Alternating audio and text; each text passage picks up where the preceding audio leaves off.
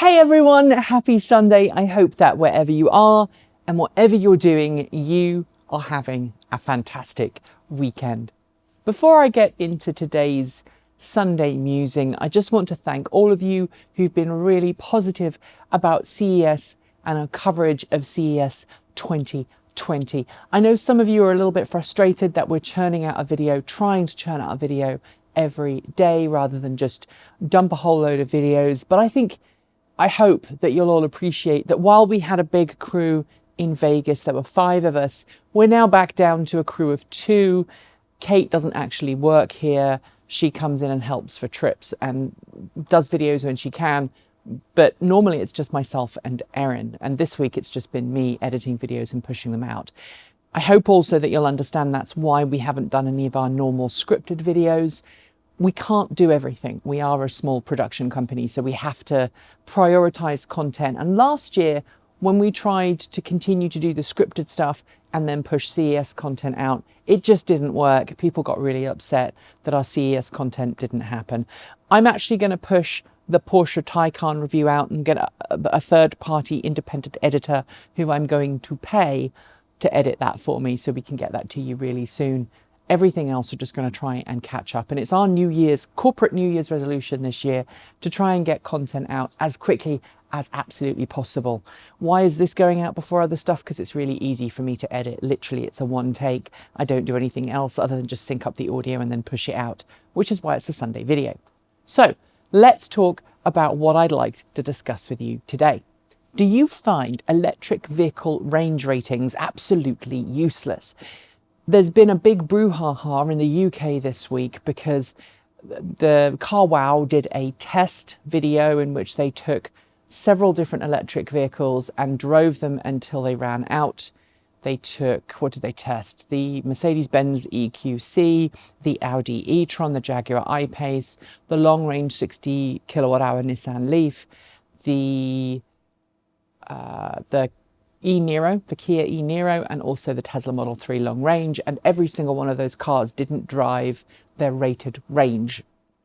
And we've talked about range before on this channel and rated range. Some of you feel that automakers are being deceptive, but as I've explained on this channel before, they're just following the regulations in the market that they happen to sell the car in. So there is a prescribed way of testing fuel economy for cars, there's a prescribed way of testing range for cars. They don't actually drive them until they run out of charge.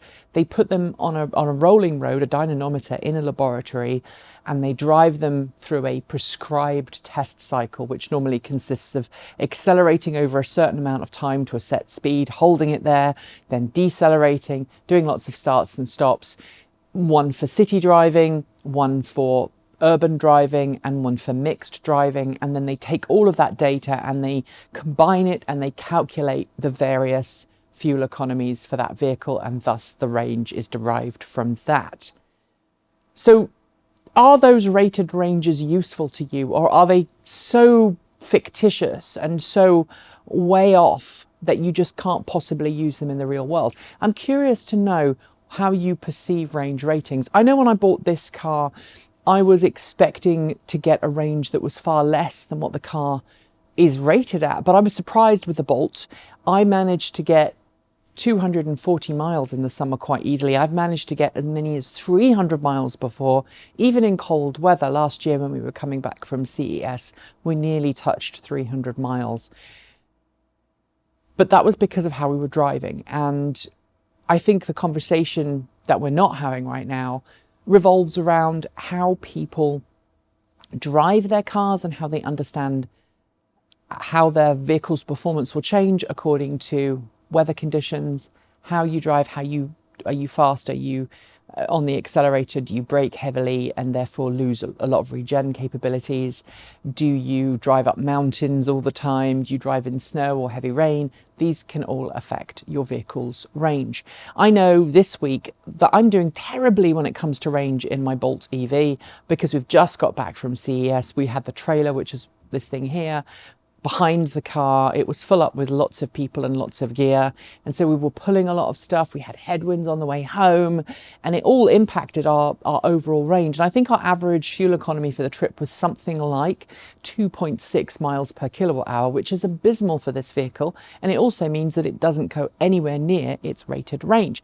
When we go to Texas, we're hoping we can just put everything in the car and not take the trailer with us. And so therefore, hopefully we'll be able to get closer to the predicted range. And my target normally is about 3.4 to 4 miles per kilowatt hour. I can reliably get that out of this car. And in the summer, I'm able to get as many as 5 or 6 miles per kilowatt hour. And I know people who do more than that. I've got a friend of ours who regularly has his guessometer predicting more than 300 miles in ideal conditions, and sometimes even more at the upper end of the vehicle. So with that in mind, with the fact that range is so varied in real world conditions compared to the actual quoted range, be it NEDC, WLTP, whether it be the EPA rated ranges, they're all a bit pants, to be honest. And I'm not talking about this, I'm talking about, British underwear. It's a phrase in Britain. I don't know if you know this. If you're watching this and you're not British, do you even know if someone says that's a bit pants? Do you know it means it's a bit rubbish? So yeah, there you go. You've learned a new phrase. Let me know what you think in the comments below. Don't forget to like, comment and subscribe. We'll be back tomorrow with more CES 2020 coverage. We are probably somewhere between a third and a half of the way through the coverage. We've got some other vehicle drives to do. We've got a Kangoo, a ZE hydrogen fuel cell range extended vehicle. We've got the M-Byte review on the way, and we're going to finish with the Sony electric car. That's going to be our pièce de résistance, the final piece of our CES coverage. We've also got some more charging infrastructure stuff, NLX, we've got EV Box, we've got another LiDAR company I think we talked to at CES, and also we've got the Manta 5. Yes, Kate Walton-Elliott went out on the water in the Manta 5. I wasn't allowed to because I fell off a stage at a Byton event. Yeah. Anyway, enjoy the rest of your Sunday. I'll see you soon. Keep evolving.